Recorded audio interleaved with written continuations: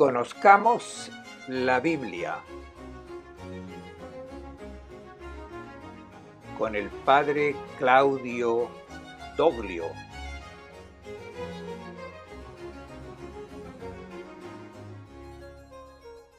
El Evangelio según Marcos. Comienzo de la narración.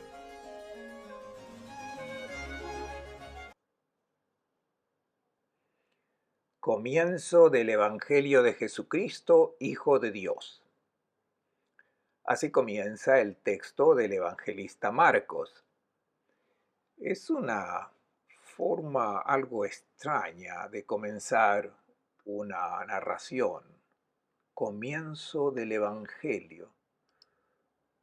Suena como una indicación trivial. Así es como comienza el texto, lo podemos observar. Quiere decir algo más de lo que aparece. El término evangelio lo usamos como título del libro, pero en sí mismo significa buena noticia. Y antes de indicar un libro, indicaba la predicación, el contenido de la predicación apostólica. Solo en el segundo siglo han comenzado a llamar evangelios a los 4 libros. En sí mismo, el evangelio es la predicación de los apóstoles. San Pablo a menudo habla de su evangelio, no porque haya escrito un libro sobre la vida de Jesús, sino porque anunció lo que es esencial en la experiencia de Jesús. Por lo tanto, Marcos tituló así su trabajo, no un evangelio, sino el comienzo del evangelio. Arjé de la buena noticia. Es como decir, les narro de dónde comenzó la predicación apostólica que tiene como objeto principal a Jesús. Y Marcos dice sobre Jesús básicamente 2 cosas. Primero, Jesús es el Cristo. Segundo, Jesús es el Hijo de Dios.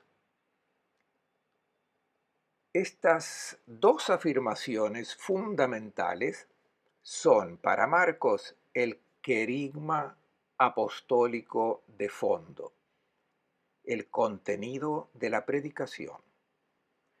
Y de hecho, su trabajo está estructurado en 2 partes.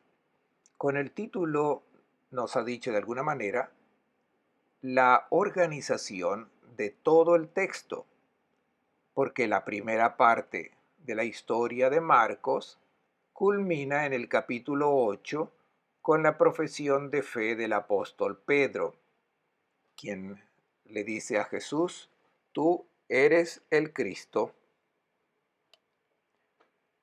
8 capítulos narran cómo los discípulos han llegado a reconocer que Jesús es el Cristo, el Mesías. Sin embargo, decir que Jesús es el Mesías no significa haber entendido verdaderamente quién es, porque el Mesías es un título funcional. Podría ser simplemente un líder, una persona que toma el poder y se convierte en rey, reorganiza un estado. Es el legítimo sucesor de David en la dinastía reinante en Israel. Y Jesús no es eso. Los apóstoles han llegado a reconocer en Jesús el Cristo, pero se necesita una segunda fase,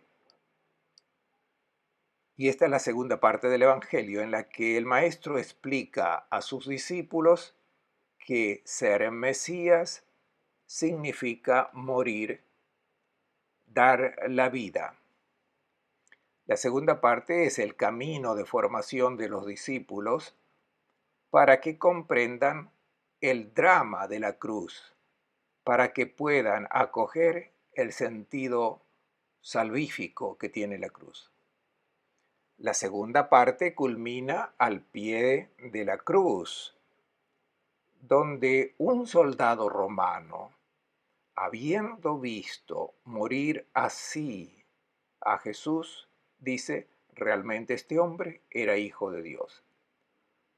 Un soldado romano hace la profesión cumbre de fe, reconoce la divinidad de Jesús. Al principio, el evangelista puso el título sintético, Comienzo de la buena noticia de Jesús, que es el Cristo, el Hijo de Dios. En el libro narra cómo en la primera fase se ha llegado a reconocerlo como Cristo y sobre todo en la segunda fase se ha llegado a profesar la fe en el Hijo de Dios. Si es cierto que el Evangelio de Marcos nació para los catecúmenos, pensando como formación catequética para cristianos que aspiran a convertirse en tales y se preparan para el bautismo y reciben este mensaje para la vida, entonces entendemos mejor el hecho de que lo haya titulado Arge, principio del Evangelio. Es el punto de partida de una vida evangélica. Es un camino de fe para adherirse verdaderamente a Jesús. Sigamos entonces la narración del evangelista Marcos, destacando los elementos principales de la narración. Después de este título, la narración comienza con un enlace al Antiguo Testamento, tal como está escrito en el profeta Isaías, y se introduce un versículo que reúne múltiples textos del Antiguo Testamento. Es una cita del profeta Malaquías. El Señor envía al mensajero, con un texto del segundo Isaías. Una voz grita en el desierto, proclame, preparen el camino del Señor. Todo esto nos recuerda el personaje de Juan Bautista. Marcos comienza la historia con el Bautista, con la predicación de este extraño personaje que en los vados del río Jordán se presentó para anunciar la inminente venida del Mesías, invitando a la gente a prepararse para darle la bienvenida con dignidad.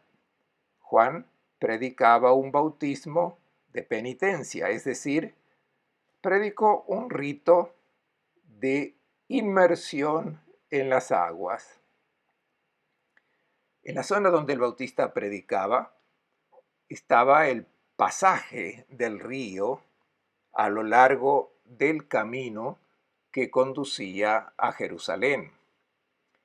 Dado que no era recomendado pasar por Samaria porque era una región considerada impura y también porque los samaritanos eran a menudo violentos hacia los peregrinos que iban o venían de Jerusalén.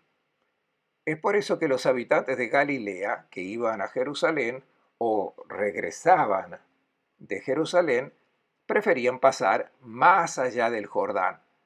Atravesaban el río más o menos a la altura de Jericó y luego subían a la ciudad santa. Por eso en este punto del valle del Jordán, la gente se reunía para pasar, probablemente con balsas o barcazas. Había una multitud esperando pasar y en ese entorno aparece el extraño personaje de Juan, vestido como el antiguo profeta Elías y justamente en el lugar donde Elías había subido al cielo. Es casi una recuperación del antiguo evento. Y Juan se presenta como un nuevo Elías que prepara el camino del Señor. Es el mensajero enviado por Dios para inaugurar los últimos tiempos. La gente lo escucha, lo sigue, se ve afectada por esta predicación. Están fascinados por el anuncio inminente de la venida del Mesías. Se sumergen en el agua con un gesto simbólico con el que reconoce que tienen el agua hasta el cuello. Estoy a punto de ahogarme. Si el Señor no interviene para salvarme, estoy acabado. Es un gesto penitencial, de humillación, de reconocimiento de la propia mala situación. En aquel tiempo vino Jesús de Nazaret, de Galilea, y se hizo bautizar por Juan en el Jordán. El personaje principal aparece así de repente. Ni una palabra sobre la infancia, dónde nació, cuándo, cómo. Marcos no dice nada. La primera catequesis cristiana, como lo testimonian los Hechos de los Apóstoles, de hecho, comenzaban por el bautismo predicado por Juan en el desierto. Todo comienza allí. Es el momento de la manifestación pública a Israel. La primera predicación se refería al ministerio público de Jesús, es decir, del momento en que los apóstoles lo han reconocido y lo han seguido.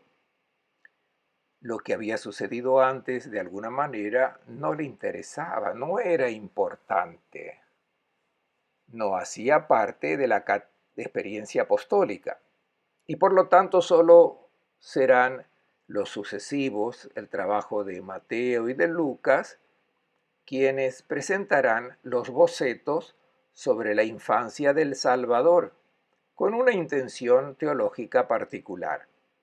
Marcos no tiene nada de esto y presenta a Jesús simplemente como alguien que viene de Nazaret, de Galilea, y fue bautizado, fue inmerso en el Jordán por Juan. En cuanto salió del agua, vio el cielo abierto y al Espíritu bajando sobre él como una paloma. Se oyó una voz del cielo que dijo: Tú eres mi Hijo querido, mi predilecto.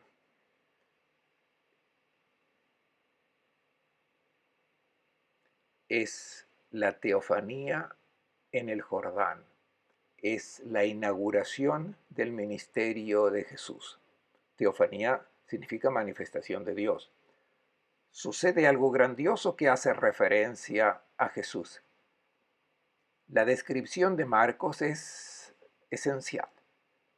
Una vez que ha bajado del agua, Jesús sale y fenómenos especiales tienen lugar durante el salir del agua. Todo comienza con una escena del bautizo, como pasará con los catecúmenos en la noche de Pascua, cuando se proclame el Evangelio de Marcos. Al principio está la inmersión de Jesús en las aguas y su emersión. Es el anticipo del misterio pascual de la muerte y la resurrección. En el momento en que Jesús sale del agua, se abren los cielos. Es una expresión para indicar la revelación de Dios. Se muestra el Espíritu de Dios en forma de paloma. Se oye la voz del Padre que habla a Jesús: Eres mi Hijo. es una palabra del Padre al Hijo, es una revelación personal. Jesús vio desgarrarse el cielo. Fue una de sus experiencias místicas. Podríamos decir que es el momento culminante en su itinerario formativo de su crecimiento humano. En ese momento, Jesús llega a la plena conciencia de sí mismo y de la propia naturaleza y de la propia misión. Y la revelación del Padre y el descenso del Espíritu confirman quién es y qué tiene que hacer. Desde ese momento Jesús comienza el ministerio. Ya no regresa a Nazaret. Inmediatamente el Espíritu lo llevó al desierto. Estamos acostumbrados a la historia de Mateo y de Lucas que narra las tentaciones en el desierto. Pero esos textos son reelaboración posterior. La tradición más antigua conservada por Marcos es extremadamente sintética. Solo están los datos esenciales. El Espíritu que ha descendido sobre Jesús lo guía, lo empuja al desierto y en el desierto permanece 40 días, tentado por Satanás. 40 días es un número evocador de la historia de Israel en el desierto, del camino de Elías en el desierto. Es un largo periodo de tiempo como retiro espiritual, un momento de ejercitación en el que Jesús debe tomar su decisión, debe elegir cómo ser el Mesías. Tiene ahora la convicción de ser Mesías y el Hijo de Dios. Pero, ¿cómo vivir esto? Lo debe pensar, debe proyectar, debe elegir.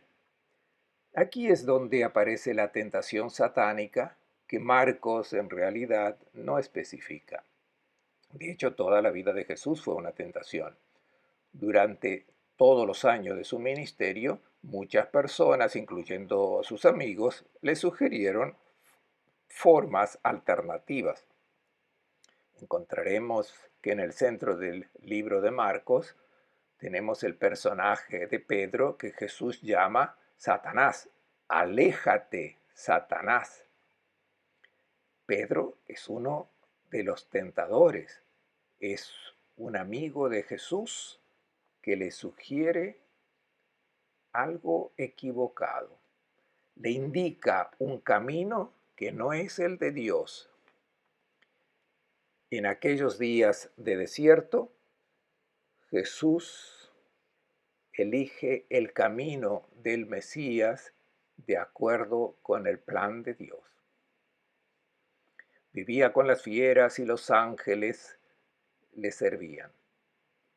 Es una anotación extraña. Efectivamente, en el desierto hay bestias salvajes, pero el estar de Jesús con animales salvajes tiene un valor simbólico. Tal vez recuerda la condición del Adán inicial en una naturaleza no corrupta, o tal vez es un tipo particular apocalíptico donde las bestias salvajes son figura del mal. Piensen en el Salmo en que se dice que el justo caminará entre leones y dragones, aplastará a las serpientes y los escorpiones. Son animales salvajes del desierto. Aplastar a estos animales significa dominar el mundo del mal. Jesús en el desierto se encuentra con fieras salvajes Y en esta pelea contra el mal y al mismo tiempo es servido por los ángeles, es decir, no es abandonado de la presencia de Dios. Existe el choque entre el bien y el mal, el camino de Dios y la corrupción de este mundo. Jesús se encuentra en medio de esta situación. Cuando arrestaron a Juan, Jesús se dirigió a Galilea a proclamar la buena noticia de Dios, diciendo: se ha cumplido el tiempo y está cerca el reino de Dios. Arrepiéntanse y crean en la buena noticia. Así comienza la primera parte de la historia de Marcos. Después de las escenas introductorias del bautismo y las tentaciones, comienza en Galilea el ministerio de Jesús, después del arresto de Juan. Jesús no hace competencia con el Bautista. Después que se enteró que Juan había estado arrestado, Marcos no nos dice por quién y por qué, lo dirá luego. Marcos da el mínimo de información necesaria a sus lectores. Después que Jesús supiera que Juan había sido bloqueado, comienza en Galilea y proclama el Evangelio de Dios, la bella noticia de Dios. Es una frase sintética, el querigma fundamental, 4 verbos, 2 afirmaciones, 2 imperativos. El primero, se ha cumplido el tiempo. Segundo, está cerca el reino de Dios. Estas son las afirmaciones, son el tiempo, o sea, el kairos en griego indica la buena oportunidad, la ocasión. Estamos aquí, es el momento propicio, no pierdas esta oportunidad. ¿Ocasión de qué? De la presencia del reino de Dios. Es una expresión típicamente semítica para indicar el reinar de Dios, el hecho de que Dios es rey, Él es el Señor omnipotente. Está aquí, no en el sentido de que está un poco cerca, que no está muy lejos. Si se ha hecho vecino, quiere decir que ha llegado, que está aquí, en la persona de Jesús. Jesús es el reino de Dios. Esta es la buena oportunidad. Dios que reina está presente en mi persona. Por consiguiente, 2 imperativos. El primero, arrepiéntanse. Segundo, crean en el Evangelio. Cambien de mentalidad. Metanoeite. Cambien el modo de pensar y fíjense de esta bella noticia. Es la buena noticia de la intervención de Dios. Dios soberano, universal. Entonces, fíjense y acojan esta oportunidad. Así comienza el ministerio de Jesús. Así lo resume Marcos admirablemente.